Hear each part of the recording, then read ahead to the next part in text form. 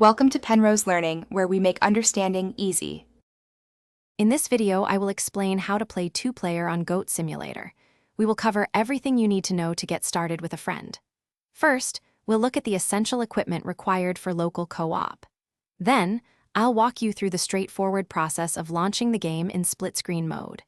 Finally, we'll discuss some tips for maximizing your fun as a goat duo. Get ready for double the mayhem and a truly unique gaming experience.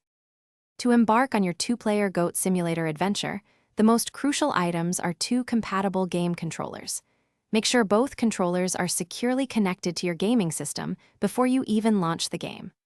While one player can use a keyboard and mouse, the second player absolutely requires a separate controller. Popular options include Xbox, PlayStation, or other PC-compatible gamepads. Having these ready ensures a smooth start to your shared Goat escapades. Once your controllers are connected, launch Goat Simulator using your primary controller or keyboard.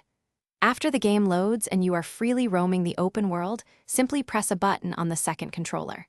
You should see an on-screen prompt, typically in the bottom corner, inviting the second player to join.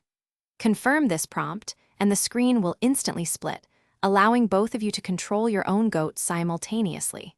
It's that simple to jump into the action. Now that you and your friend are both wreaking havoc, the fun truly begins. You can explore the expansive maps, discover hidden secrets, and complete various challenges as a synchronized team. The screen will dynamically split, either horizontally or vertically, to accommodate both players' perspectives. Don't forget to experiment with the many different goat types and mutations available in the game.